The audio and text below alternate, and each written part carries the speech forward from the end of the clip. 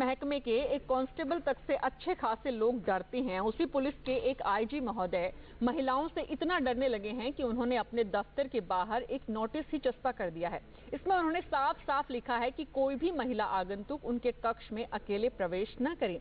इस नोटिस के पीछे आईजी साहब के मन में चाहे कुछ भी हो, लेकिन हकीकत ये भी है कि महिलाओं को लेकर पूर्वाग्रह या व्यवस्थागत कमजोरियों की एक बानगी इसमें जरूर दिख रही है। उत्तर प्रदेश में तैनात आईजी अमिताभ ठाकुर नागरिक सुरक्षा का जिम्मा संभालते हैं। आईजी अमिताभ ठाकुर ने न केवल ये नोटिस अपने दफ्तर के बाहर चस्पा किया है, बल्कि अपने फेसबुक अकाउंट पर भी इसे पोस्ट किया है। आईजी साहब के इस नोटिस से महिला और मानवाधिकार संगठन की भावनाएं निश्चित ही आहत हुई है, लेकिन उससे भी बड़ा और सवाल ये है कि आखिर अमिताभ ठाकुर ने ये फैसला क्यों लिया। आइए आपको पहले दिखाते हैं आईजी साहब के दफ्तर के बाहर लिखा ये नोटिस क्या कह रहा है। आने वाली वजह है, एक यहाँ पर नोटिस चस्पा हुआ है और आप नोटिस देख रहे हैं। विशेष निवेदन है, कोई भी महिला आगंतुक कृपया अकेले मेरे कक्ष में प्रवेश ना करे। आज्ञा से अमिताभ ठाकुर, संयुक्त निदेशक नागरिक सुरक्षा उत्तर प्रदेश। और यहाँ पर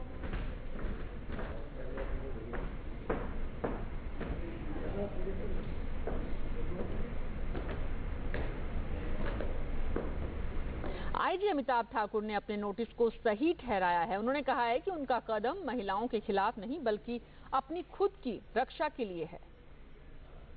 अमिताभ जी, क्या वजह है कि ये एक बड़ा नोटिस लगाया गया और इसको लेकर बड़ा बखेड़ा हो रहा है कि एक अधिकारी ये नोटिस कैसे लगा सकता है?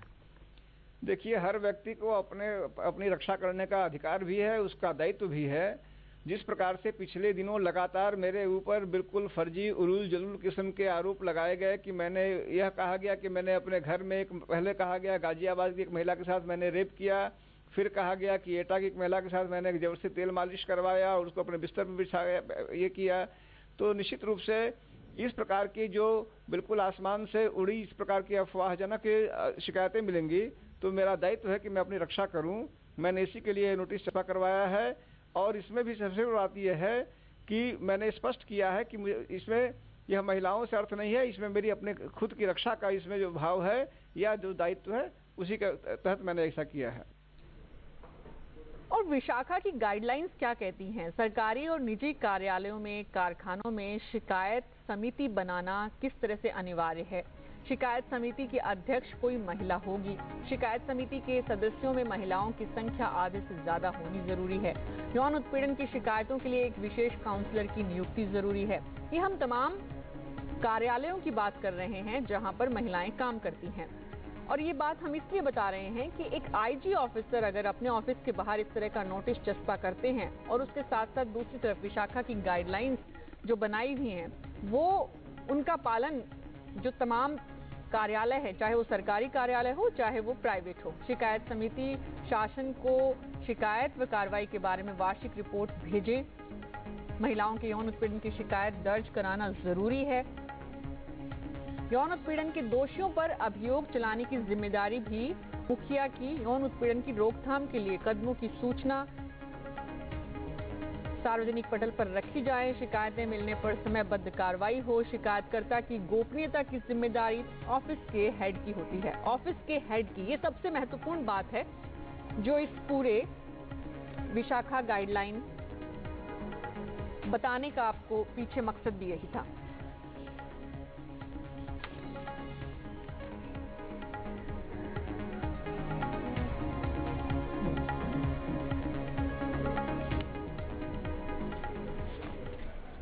तो आखिर क्यों जरूरत पड़ी अमिताभ ठाकुर को इस तरह का नोटिस अपने दफ्तर के बाहर अपने फेसबुक अकाउंट पर चस्पा करने की? आखिर क्या है इसके पीछे? क्योंकि हेड एक तरह से अपने ऑफिस के पुलिस मुख्यालय के वो भी हैं जहां पर वो तैनात हैं। इस वक्त आईजी जहां पर हैं। डॉक्टर निशा खन्ना मेरे साथ हैं जो कि साइकोलॉजिस्ट हैं, सोशल एक्टिविस्ट हैं, साथ ही साइकेट्रिस्ट हैं। अमिताभ ठाकुर हमारे साथ जुड़े हुए हैं लखनऊ से, जिन्होंने ये नोटिस लगाया है। शिल्पी जैन लॉयर हैं हमारे साथ दिल्ली से। उषा ठाकुर जी सामाजिक कार्यकर्ता हैं। शिवकांत शर्मा जी वरिष्ठ पत्रकार हैं। आप सभी का बहुत बहुत स्वागत है। उषा जी, आपके पास उससे भी पहले मुझे लगता है कि अमिताभ ठाकुर ने जिस तरह से जस्टिफाई किया है अपने नोटिस को, एक बार उन्हीं के पास चलना सबसे पहले वाजिब बनता है कि आखिर ये जो खुद की रक्षा की बात आप कर रहे हैं अमिताभ ठाकुर जी, ये किससे रक्षा कर रहे हैं आप? कौन आपको परेशान कर रहा है? कौन वो महिला है जिसके डर से आपने सभी महिलाओं को एक ही कैटेगरी में लाकर खड़ा कर दिया?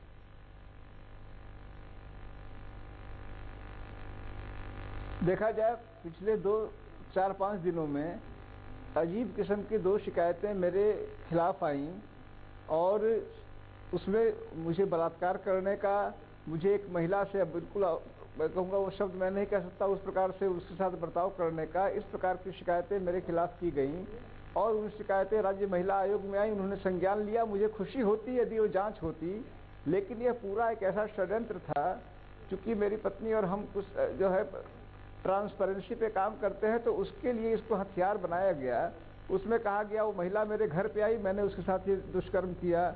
इसके बाद मेरे पास कोई विकल्प नहीं था कि मैं अपने घर में, मैंने उस तत्काल 26,000 रुपये लगा के CCTV लगवाया और अपने ऑफिस में ये नोटिस छपा किया। मैं पुनः कहूँगा कि यह महिलाओं के खिलाफ नहीं है, महिलाओं के खिलाफ भावना के लिए नहीं है, लेकिन जैसा कहते हैं कि मछली पूरे तालाब को गंदा करती है, मुझे अधिकार है, मेरा दायित्व है कि मैं अपनी रक्षा करूं, उन महिलाओं से रक्षा करूं जो इस प्रकार के गंभीर अपराधों को, धाराओं को मजाक बना के इसका दुरुपयोग करती हैं। मैं नहीं समझता मैं कहीं से गलत हूं। जी उषा ठाकुर जी। जी ऐसा है कि महिलाओं का अपने इतिहास में देखें, इसी तरह की कुछ महिलाएं हैं जो महिला वर्ग को बदनाम किए हुए हैं, क्योंकि मैंने ऐसे कुछ केसेस किए भी हैं। जैसा कि शूर्पणखा थी जिसके कारण महिला जाति पर एक कलंक लगा, पूतना थी। तो इस तरह की महिलाएं आज भी चली आ रही हैं, जिनके कारण जो यत्र नार्यस्तु पूज्यन्ते रमन्ते तत्र देवता वाली कहावत और चरितार्थ जो है समाप्त हो रही है। और महिलाओं पर जो अन्याय हो रहा है, जो सही महिलाओं पर, वो भी लोग अनदेखा कर रहे हैं। क्योंकि आप देखिए कि एक केस मैं करने गई थी, एक जगह मुझे बुलाया गया था दिल्ली में, जहां मैं गई तो पता चला कि किसी महिला ने उक्त व्यक्ति पर रेप का केस लगा दिया था। और कारण क्या था कि पैसे वो फाइनेंस करते थे और उनके घर जब गई तो पूरी सिक्योरिटी थी, ब्लैक कमांडोज थे। पता चला उसी में एक हमारे बहुत बड़े नेता रहते हैं उसी घर में तब तक के लिए। तो चारों ओर कैमरास भी थे, तो महिला आयोग से उनको जवाब पूछा जाता था सब जगह से। तो मैं गई तो मैंने सारा जांच पड़ताल किया, पुलिस से कहा, पुलिस ने जांच किया तो वो तथ्यहीन पाया गया। और वो व्यक्ति, वो भी बहुत सीधे साधे सरल थे, वो कहा कि इसमें जहाँ पर पूरे में कैमरा लगे हुए हैं और सब कुछ लगा हुआ है, तो कैसे ये आदमी इस तरह से बदतमीजी कर सकता है। बाद में पता चला उस महिला ने 22 लाख रुपए उनसे कर्ज लिए थे और जब इन्होंने मांगना शुरू किया तो इस तरह के आरोप लगा दिया गया। आपके मुताबिक कुछ इस तरह की महिलाएं हैं जिसके कारण कि पूरा महिला वर्ग बदनाम होता है, जो शूर्पणखा और इस पूतना की तो इतिहास से लेकर आज तक आपको ऐसे महिला चरित्र नजर आ रहे हैं। लेकिन सवाल ये है अमिताभ ठाकुर साहब कि आप जिस महकमे में हैं, उस महकमे की जिम्मेदारी है कि ऐसे लोगों को एक्सपोज करें, ऐसे लोगों को बाहर लाएं। आप ही अगर उन लोगों से डर जाएंगे, पहली बात, और दूसरी बात, आपने कहा कि आपकी पत्नी और आप बहुत ही ट्रांसपेरेंसी से रहते हैं, तो आपकी पत्नी और आपके उन रिश्तों को जो इतने पुराने हैं, कोई भी ऐसे फर्जी शिकायत लगा के थोड़ी देर में, कुछ ही मिनटों में, कुछ ही घंटों में खत्म कर सकता है? इतनी ताकत है किसी में?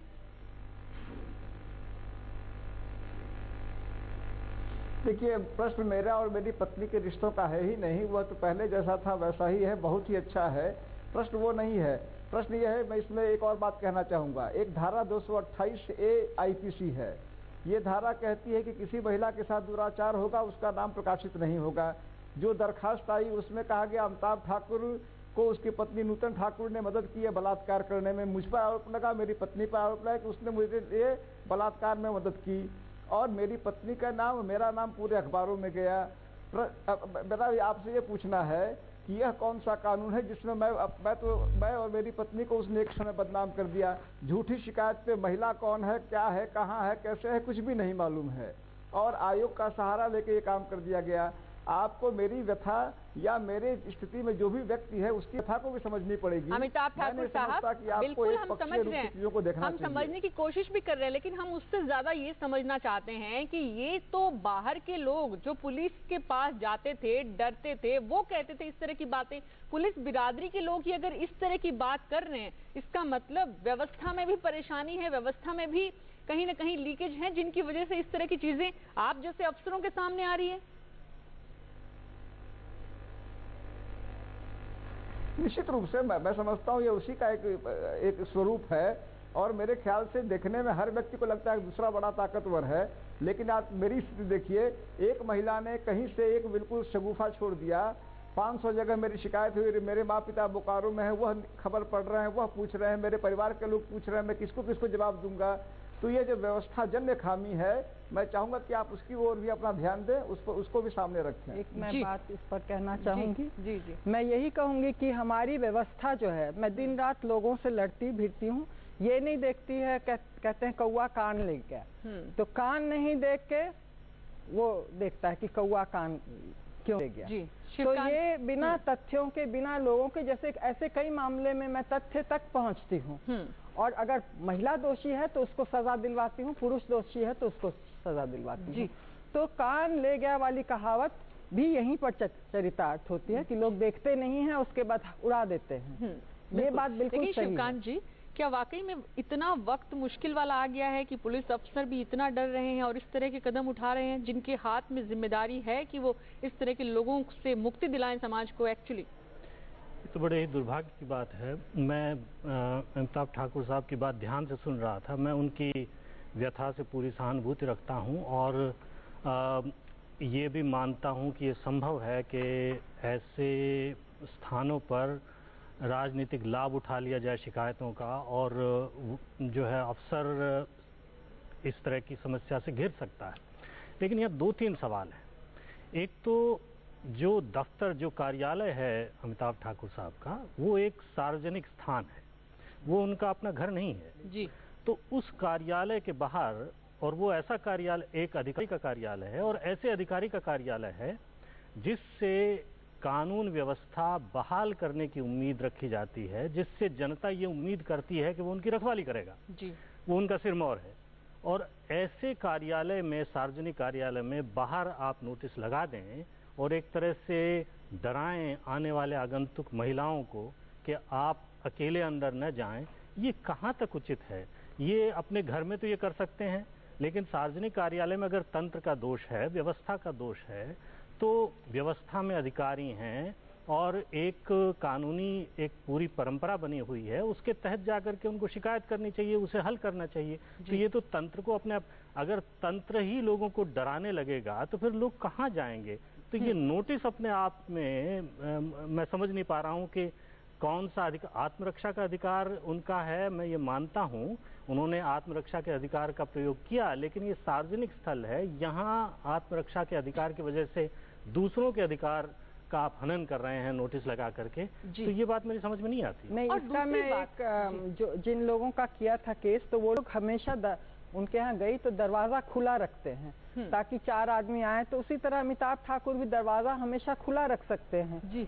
और दूसरी बात, उन्होंने कहा कि, माफ कीजिए, उन्होंने कहा कि घर में उन्होंने सीसीटीवी लगाया है, तो दफ्तर में क्यों नहीं सीसीटीवी लगाया जा सकता? अगर इतनी ही गंभीर समस्या है जी, तो दफ्तर में वो अधिकारियों से कहें कि मेरे ऊपर जो है वो झूठे इल्जाम लग रहे हैं, तो सीसीटीवी लगा दीजिए, यहाँ दरवाजा खुला रख लीजिए, या दफ्तर को ही खोल लीजिए, खुले में रख लीजिए, लेकिन वो एक सार्वजनिक स्थान है, वहाँ जो है देश की लगभग महिलाएं तो आधी हैं, 50% महिलाएं, 50% पुरुष हैं, तो उनकी अगर आपने एंट्री बैन कर दी एक तरह से नोटिस लगा करके, आपने जो है वो खतरे का नोटिस लगा दिया, तो ये तो उचित नहीं लगता। तो हम इसमें पीछे जा रहे हैं कि आगे जा रहे हैं, सवाल ये भी है। लेकिन उससे पहले कानूनी पक्ष जिसको समझना बेहद जरूरी है। शिल्पी जैन वरिष्ठ एडवोकेट हमारे साथ हैं। शिल्पी, जो बात अमिताभ ठाकुर कह रहे हैं कि खुद की सुरक्षा के लिए, क्योंकि किसी ने उन पर इस तरह के आरोप लगा दिए और इस वजह से महिला आयोग ने उनको नोटिस दे दिया, या उनको संज्ञान, महिला आयोग ने उस शिकायत का संज्ञान लेते हुए इनसे जवाब तलब किया,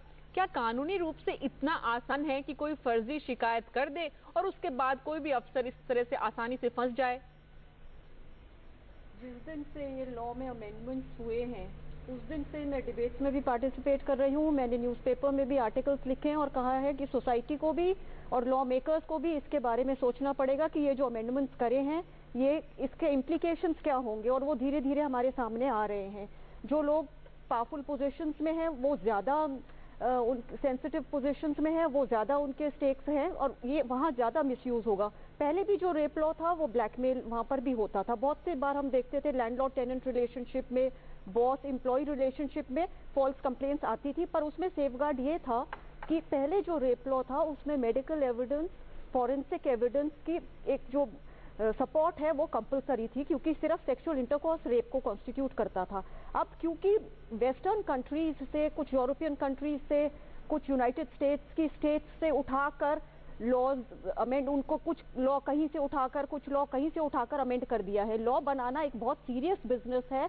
ये एक इतना फ्रिवलसली 1 महीने में करा गया है और उसके इम्प्लीकेशंस हम देख रहे हैं। इसमें एक भी सेफगार्ड नहीं है। अगर आज एक लड़की कहती है कि वो रेप हो गई है, एक उसमें 4 कैटेगरीज दी है ABCD, जिसमें सेक्सुअल इंटरकोर्स के अलावा और भी तरीके हैं, तो एक आदमी का जो डिफेंस है वो डिफेंसलेस है। ना इसमें फॉरेंसिक एविडेंस की जरूरत है, ना मेडिकल एविडेंस की जरूरत है। और जो एक और अमेंडमेंट ले आए 114A एविडेंस एक्ट, वो कहता है कि अगर एक लड़की कहती है कि उसके साथ ABCD 375 जो कॉन्स्टिट्यूट करता है उसमें से कोई एक्ट हुई है, तो जो कंसेंट है और वो कहती है कंसेंट नहीं हुई, तो ये प्रिजम्पशन है, उसको प्रूव नहीं करना कि कंसेंट थी या नहीं, ये प्रिजम्पशन है कि कंसेंट नहीं है। तो सिर्फ एक लड़की की सोल टेस्टिमनी एक आदमी को कन्विक्ट करने के लिए सफिशिएंट है।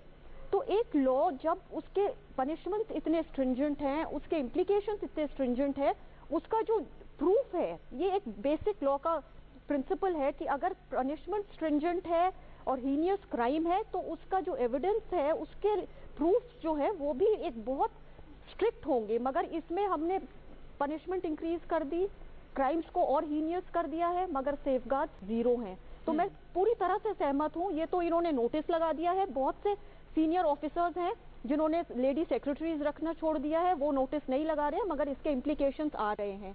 टाइम्स ऑफ इंडिया में एक आर्टिकल आया था जिसमें शायद शोभा डे ने लिखा था कि एक बॉम्बे में इंसिडेंट हुआ है कि एक स्कूल टीचर थे, वो एक स्कूल में घर में एक आदमी थे, उन्होंने उनकी डेथ हो गई क्योंकि उनके एक लड़का आता था पढ़ने, लड़की आती थी पढ़ने, जिसने उनके ऊपर, एक बुजुर्ग के ऊपर आरोप लगाया कि he tried to sexually harass me, सिर्फ एक रिटन कंप्लेंट पर। उनकी इतनी बदनामी हुई कि उस इन्वेस्टिगेट तो वो क्या होता, उसके 10 दिन बाद वो उनकी डेथ हो गई। तो ये धीरे धीरे इंसिडेंट्स आ रहे हैं और उसके ये इम्प्लीकेशंस हो रहे हैं कि धीरे धीरे यहाँ महिला को सेक्रेटरीज नहीं रखा जाएगा।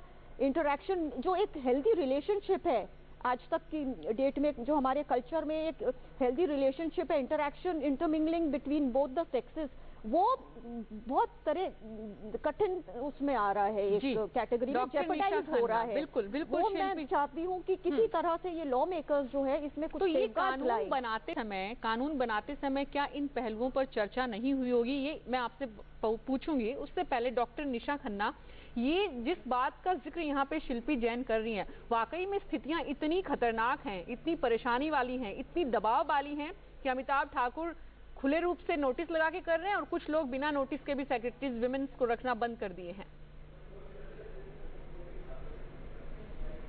देखिए, मैं इस केस में ना थोड़ा सा, मुझे एक चीज का लग रहा है, अभी खुद ही अमिताभ जी खुद ही ये बोल रहे थे कि न्यूज़पेपर्स में उनका नाम आया और उस लेडी का नाम नहीं आया। अब इन्होंने एक अलग सा नोटिस अपने रूम के बाहर लगा के कहीं ना कहीं इस केस को और हाईलाइट कर दिया है। अगर वो लेडी जो है वो न्यूज़पेपर्स तक रही हैं, तो ये भी आज टीवी चैनल के माध्यम से ये बताना चाह रहे हैं कि मैं बेगुनाह हूँ। तो कहीं ना कहीं मुझे ऐसा लगता है, अगर इन्होंने कुछ नहीं किया है तो इन्हें डरने की ज़रूरत नहीं है। अगर हम डरते हैं, डेफिनेटली आज लॉज को मिसयूज करती हैं लड़कियाँ, पर कहीं ना कहीं लड़कियों के साथ साथ मुझे लगता है कहीं ना कहीं मेल्स की भी रिस्पॉन्सिबिलिटीज है। शायद रेप का जो रेट है वो दिन पर दिन बढ़ता जा रहा है, जिस वजह से शायद ये लॉज बने हैं। हाँ, मिसयूज आज भी होते हैं, मैं बिल्कुल ये मानती हूँ, लड़कियां उन लॉज को मिसयूज करती हैं, बट कहीं ना कहीं अगर ये सच्चे हैं तो इन्हें डरने की जरूरत नहीं है, क्योंकि किसी के भी कोर्ट भी तब तक आरोपी को आरोपी नहीं मानता जब तक आरोप साबित ना हो। तो हम ये नहीं बोल सकते, जैसे ये बोल रहे हैं कि अगर किया है, फैक्ट्स को अगर इन्होंने ऐसा कुछ किया ही नहीं तो ये प्रूव कर सकते होंगे। ऐसा नहीं है, मुझे लगता है कि वकील साहब इस बात को कहेंगे। और इस तरह का नोटिस लगाकर, जैसा कि शर्मा जी ने कहा कि हिडन कैमरास लगाए जा सकते हैं, but why he put the notice only. तो नोटिस से लगता नहीं कि वो हाईलाइट करना चाह रहे हैं लोगों को कि मैं डरा हुआ हूँ। तो ये क्या दिखाना चाह रहे हैं, क्या मैं एक बहुत कमजोर इंसान हूँ? तो फिर मुझे ऐसा लगता है कि एक आईजी होकर वो खुद ये बोल रहे हैं मैं एक कमजोर इंसान हूँ, क्या वो उस कुर्सी को पर बैठना चाहिए उन्हें? हैं, क्योंकि कहीं ना कहीं अगर वो खुद ही आईजी होकर सुरक्षित नहीं है तो वो क्या बता रहे हैं? इस देश के सारे आदमी ऐसे हैं जो लाचार हैं? इतने भी कमजोर नहीं है आज के आदमी। अगर वो चाहे, मुझे ऐसा लगता है कुछ ना कुछ तो इशू होगा। और रही बात, हाँ, औरतें मिसयूज करती हैं, मेरे ख्याल से 30-40% केसेस मैं भी ऐसे जानती हूँ जिसमें औरतें मिसयूज करती हैं लॉ को, बट कहीं ना कहीं कोई तो तोड़ होगा। ये नहीं ना कि आप नोटिस लगा दीजिए कि एंट्री नहीं। रही बात, बहुत सारे ऐसे डॉक्टर्स भी हैं जो अपने रूम्स के बाहर कैबिन में ग्लास लगा रखते हैं। जैसे उषा जी ने बोला कि गेट को खुला रखा जा सकता है अगर लेडी आ रही है, पर ये नोटिस अपने आप में कहीं ना कहीं डिसरिस्पेक्ट भी देता है, बिकॉज हम किसी भी स्टेटमेंट को जर्नलाइज नहीं कर सकते हैं। और ये जर्नलाइज करने वाली बात है कि औरतों को जब भी वो आए तो किसी आदमी के साथ आए। क्या जिस आदमी के साथ वो आएंगी वो उनके फेवर के खिलाफ नहीं जा सकता? वो आदमी भी तो इनके खिलाफ जा सकता है और ये बोल सकता है इस आदमी ने गलत हरकत की है। क्या सबूत है कि कोई आदमी उनके साथ एंटर करेगा वो इनका साथ देगा?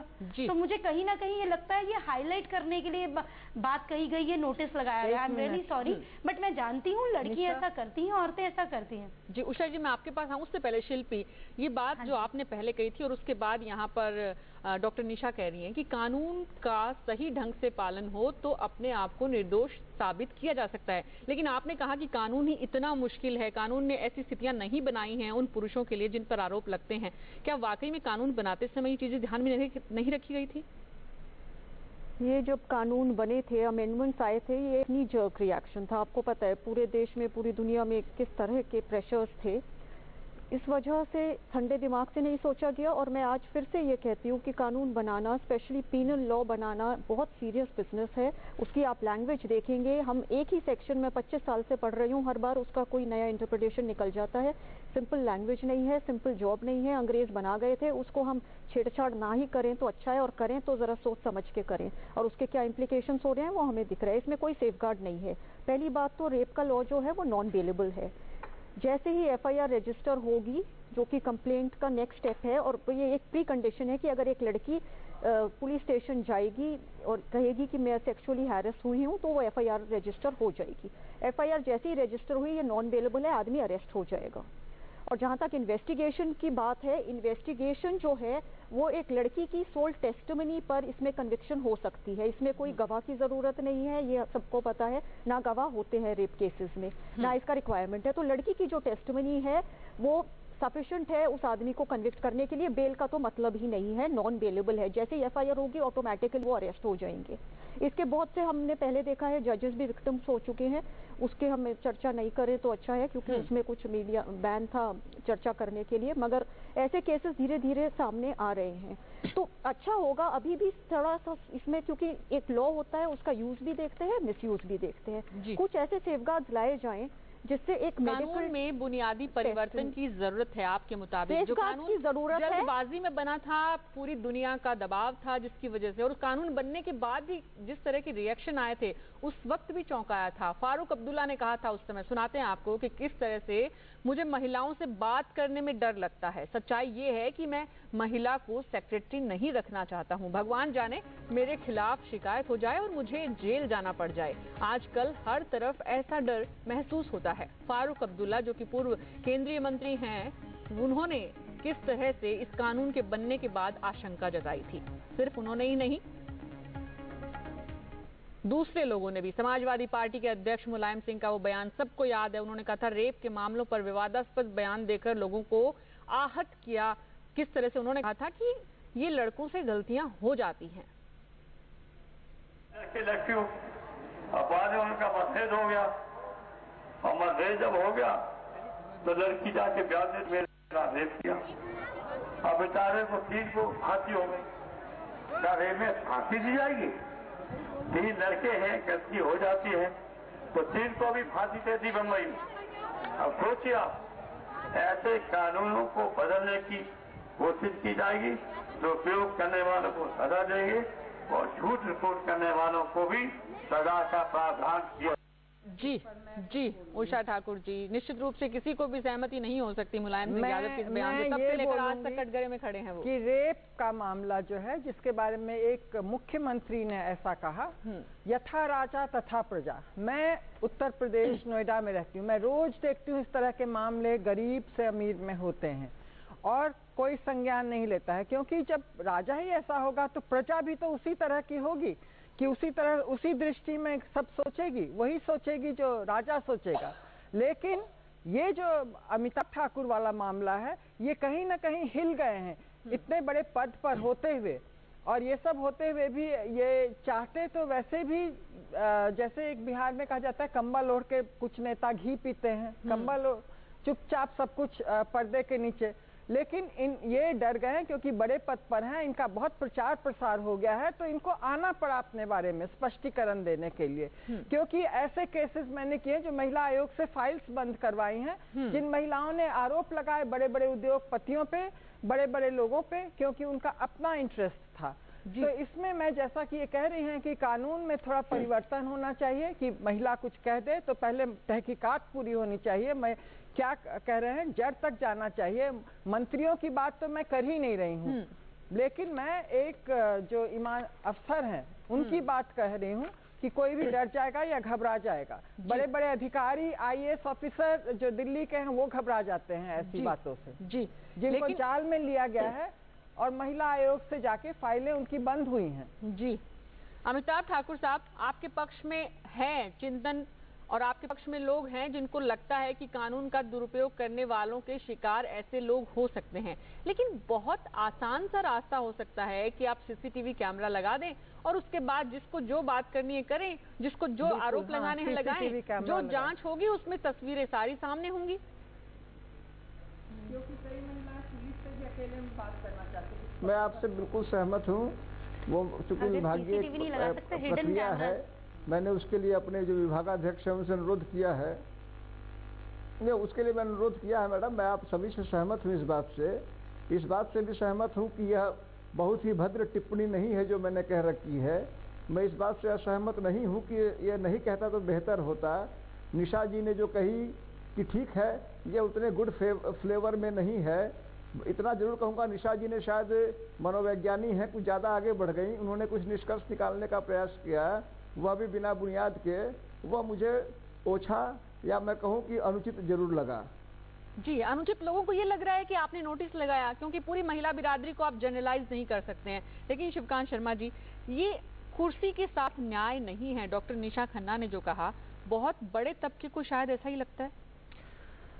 मैं फिर भी इससे सहमत नहीं हूँ, क्योंकि सही है कि ठाकुर साहब बहुत ऊंचे पद पे हैं, लेकिन उन जैसे पदों पर देश में हजारों उन तरह के ऑफिसर हैं और तो किसी ने इस तरह का नोटिस नहीं लगाया। हो सकता है उनके साथ इस तरह के वाकये न हुए हों, फिर भी अगर CCTV लगाने की बात में देर लगती है, खर्चा लगता है, तो आप कुछ सचिव रख सकते हैं। आप महिला सचिव न रख के पुरुष सचिव रख सकते हैं, 2 सचिव रख सकते हैं ऑफिस में। लेकिन केवल बाहर एक सार्वजनिक स्थल पे नोटिस लगा देना, अब आप सोचिए, अगर आप भद्र महिला हैं, जा रही हैं, सारी महिलाएं तो ऐसी हैं नहीं, 2-4% ऐसी होंगी जो गलत शिकायत करती हैं और उसका फायदा उठाती हैं। ज़्यादातर तो महिलाएं भद्र ही हैं, और हम एक ऐसे देश की बात कर रहे हैं जहां लाखों छेड़खानी के, जोर जबरदस्ती के जो केस हैं वो या तो रिपोर्ट नहीं होते, रिपोर्ट होते हैं तो पुलिस उन पर कार्रवाई नहीं करती। पूरी दुनिया में देश की बदनामी वैसे इन्हीं कांडों की वजह से हो रही है।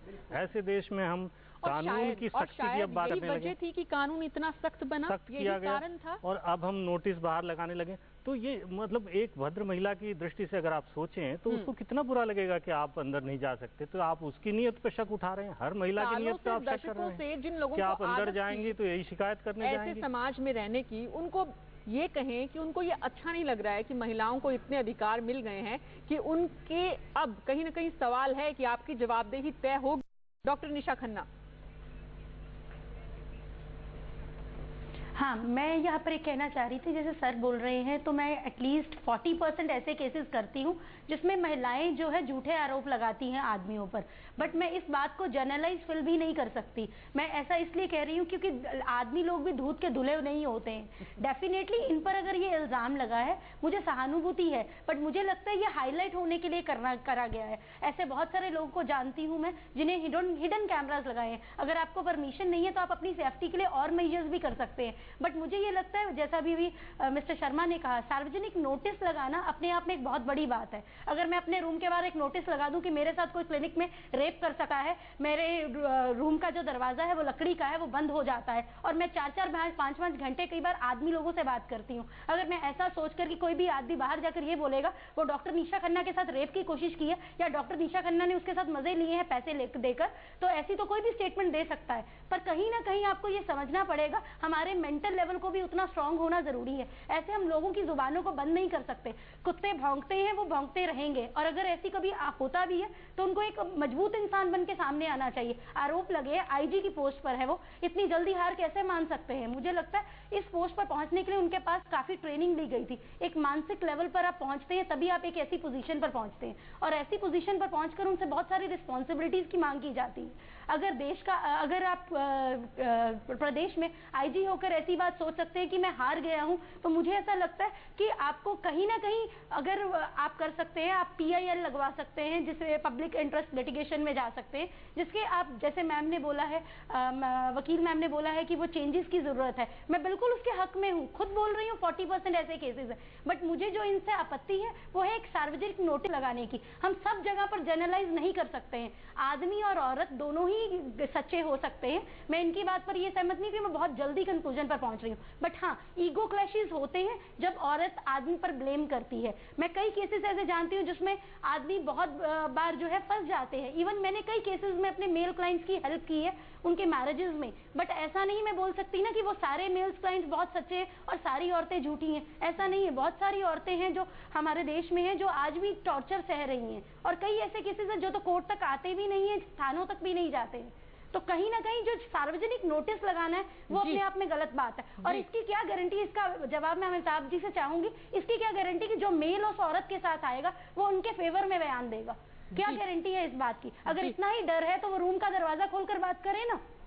अमिताभ ठाकुर जी, ये 2-3 लोगों ने इस बात की तरफ इशारा किया कि मान लीजिए जो पुरुष साथ में आता है उस महिला के, जो आपके पास किसी फरियाद के साथ आती है, आप इतने महत्वपूर्ण पद पे जिम्मेदारी देख रहे हैं, वो पुरुष भी बदल जाए, वो भी आपके साथ नहीं रहे, तब क्या करेंगे आप? इसकी कोई गारंटी नहीं है, मैं आपसे सहमत हूं, इसकी कोई गारंटी नहीं है। गारंटी किसी चीज की 100% नहीं है। निशा जी का तो इस बात पे आपत्ति है कि मैंने नोटिस क्यों लगाई है। मैं निशा जी से पूछना चाहूंगा, क्योंकि अपने मामले में जानता हूं, मैं पूरी दुनिया का इस मामले में ठेका नहीं ले रखा है इस बारे में कि किस पर सही आरोप लगा, किस पर गलत आरोप लगा। एक व्यक्ति के रूप में, अमिताभ ठाकुर व्यक्ति के रूप में मैं जानता हूं कि इस मामले से मेरा या मेरी पत्नी का दूर दूर तक वास्ता नहीं था।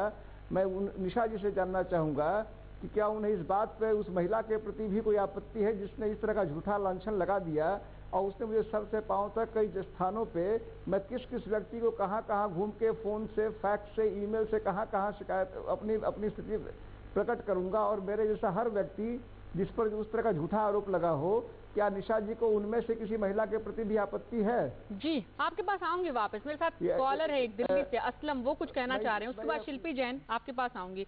सिर्फ किसी ने इस तरह से आरोप लगा दिए, सजा मिल जाएगी उसको, ये कानूनी पहलू आपसे समझूंगी। असलम बताइए दिल्ली से।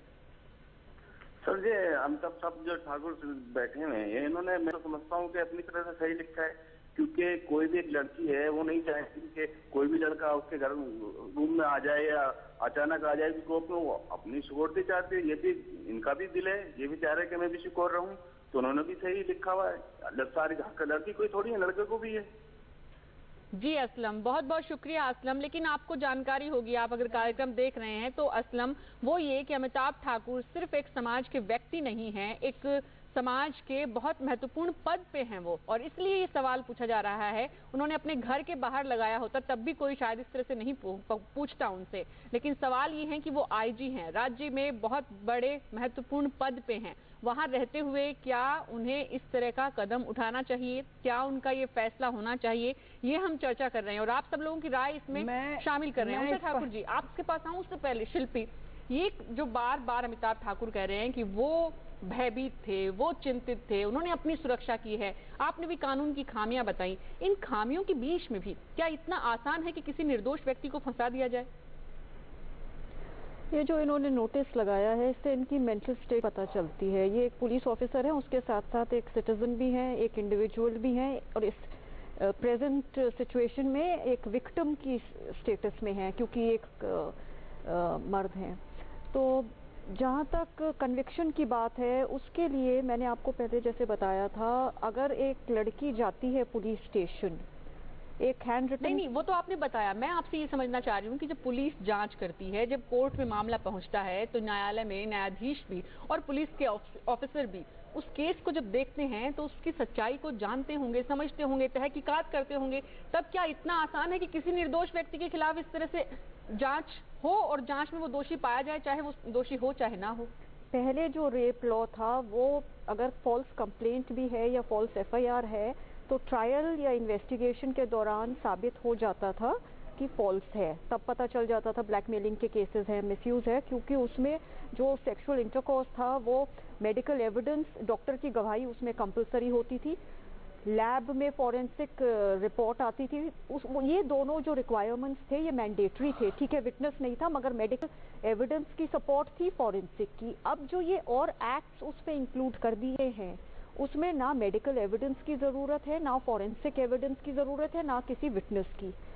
तो जिस तरह से आज लॉ बना हुआ है, एक लड़की की स्टेटमेंट पुलिस के सामने और बाद में कोर्ट के सामने, बिना किसी और सबूत के, बिना किसी और सपोर्ट के, ना डॉक्टर का सपोर्ट चाहिए, ना फॉरेंसिक एविडेंस, ना उसको ये प्रूव करना है कि उसकी कंसेंट थी, ये भी प्रिजम्पशन है कि नहीं थी, सिर्फ अगर उसने ये कह दिया। तो आपके मुताबिक ये आसान है? अभी की जो परिस्थितियां हैं, अभी का जो कानून है, उसमें निर्दोष आदमी के फंसने की संभावनाएं हैं, क्योंकि कोई सेफगार्ड नहीं है लॉ में। शाहनवाज एक कॉलर है मेरे साथ उत्तर प्रदेश से, वो भी कुछ कहना चाह रहे हैं। जी शाहनवाज, बताइए।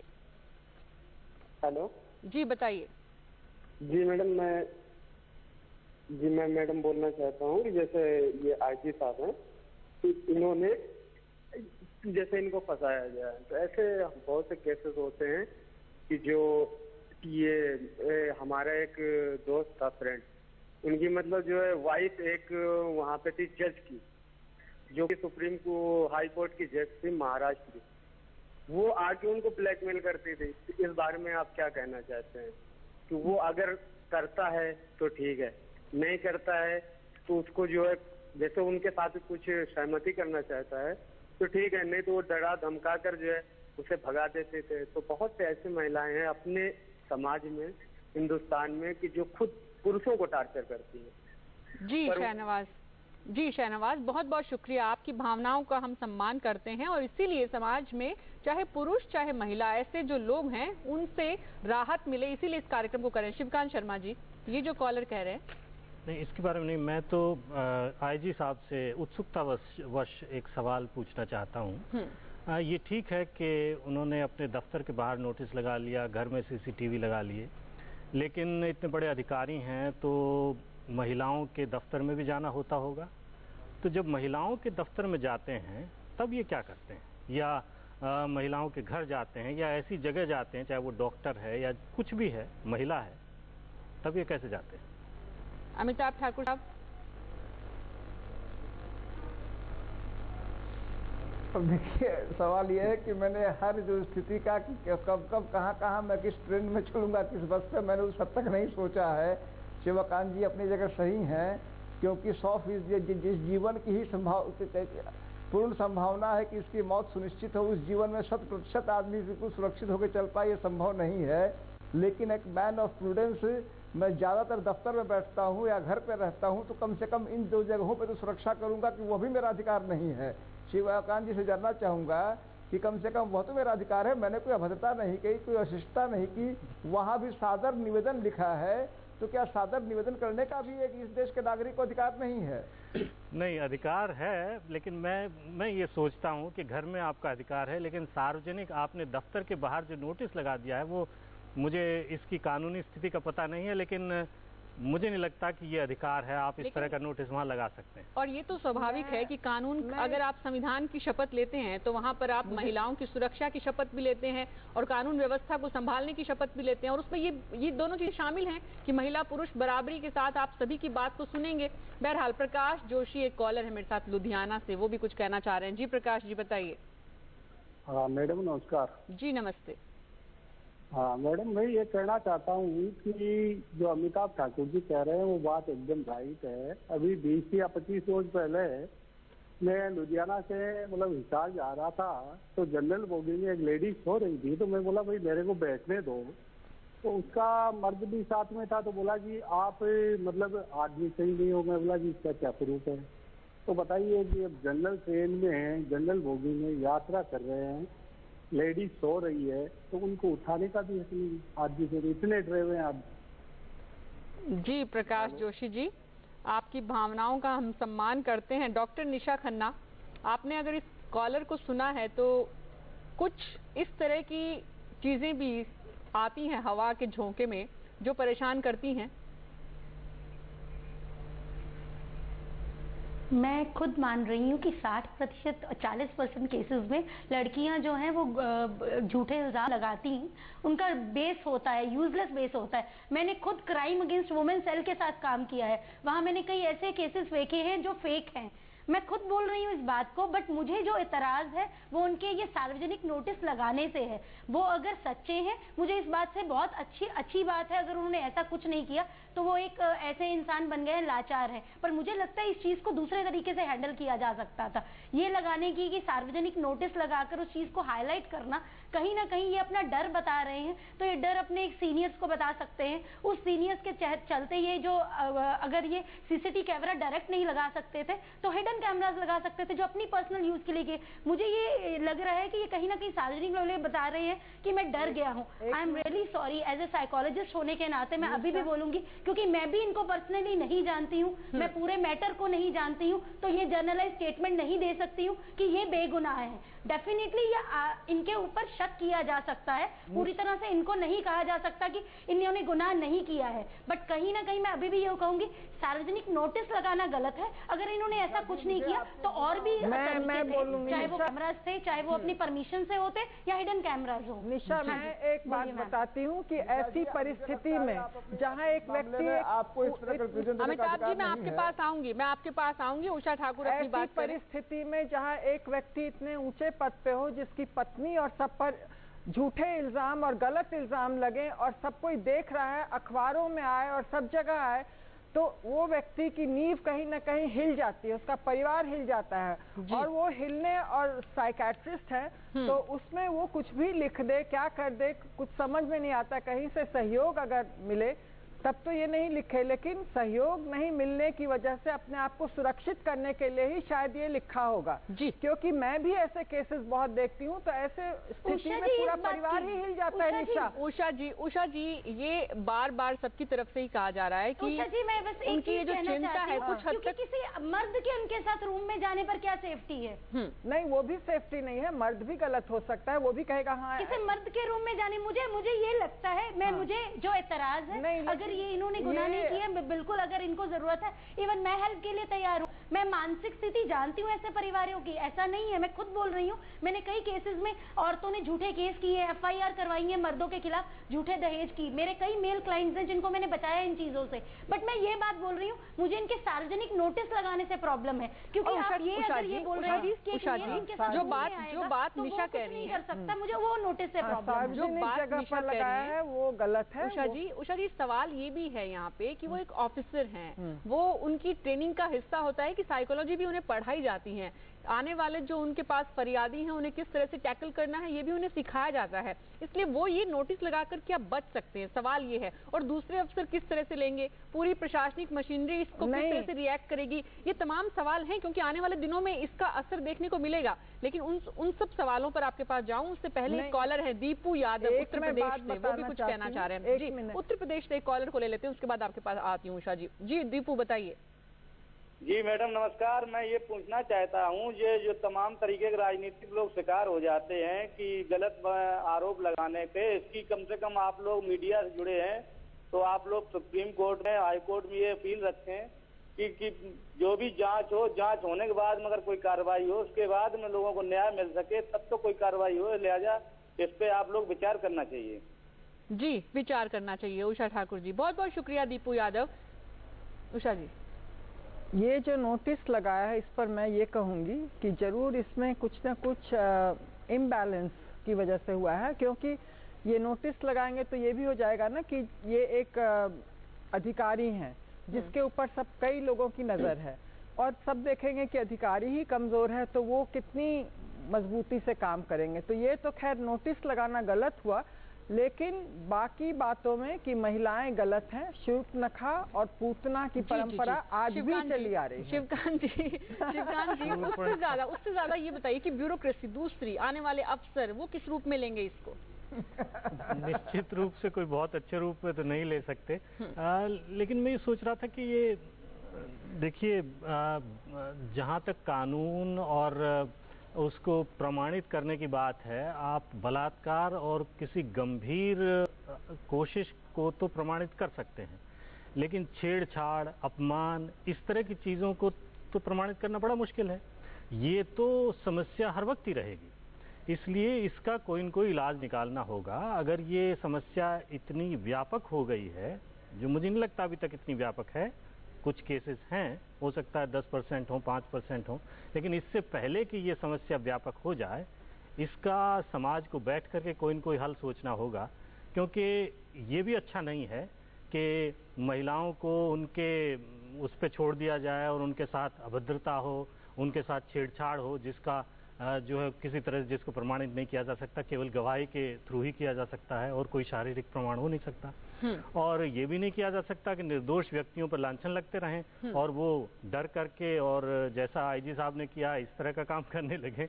तो दोनों के बीच कोई न कोई संतुलन बिठाने की मुझे लगता है ज़रूरत है। और समस्या भारत में बड़ी गंभीर है, हम सब जानते हैं कि महिलाएं किस तरह के उत्पीड़न से, किस तरह की शोषण से और किस तरह की जोर जबरदस्ती से गुजरती हैं, उसका शिकार होती हैं। ये मतलब आंकड़े अपने आप में कहते हैं, इसमें दोहराने की कोई बात नहीं है। डॉक्टर निशा, ये बात भी उतनी ही सही है कि ये जो कानून वर्क प्लेस हैरेसमेंट का आया है, जो रेप के चार्जेस लगाने का निर्भया के बाद जो कानून में बदलाव आया, उसका ये जो डर इतना जबरदस्त बैठ गया है कि फारूक अब्दुल्ला से लेकर अमिताभ ठाकुर तक इस तरह से रिएक्ट कर रहे हैं वो लोग जो शायद कहीं जरूरत से ज्यादा कॉन्शियस है अपनी इमेज को लेकर, या फिर डाइजेस्ट नहीं हो रहा है कानून जो आ गया है। क्योंकि अब तक सिर्फ हमको करने की आदत थी, चाहे छेड़छाड़ हो, चाहे और तमाम तरीके के जो महिलाओं के साथ बदसलूकी होती है। अब हमारे खिलाफ कानून आ गया है और महिलाओं के हाथ में हक आ गया है, ये अभी भी हमें डाइजेस्ट नहीं हो रहा है।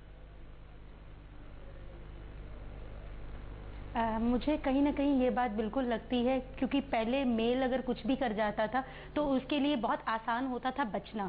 आज डेफिनेटली मैं अभी भी मानती हूँ कि फीमेल्स जो हैं वो कहीं ना कहीं डराती हैं, धमकाती हैं। इवन मेरे रिसेंटली एक केस में हुआ है, एक औरत अपने पति को डरा धमका रही थी, उसने बिना बताए 3 साल उसी औरत के साथ रहकर उसे डिवोर्स दे दिया और उसे पता भी नहीं चला।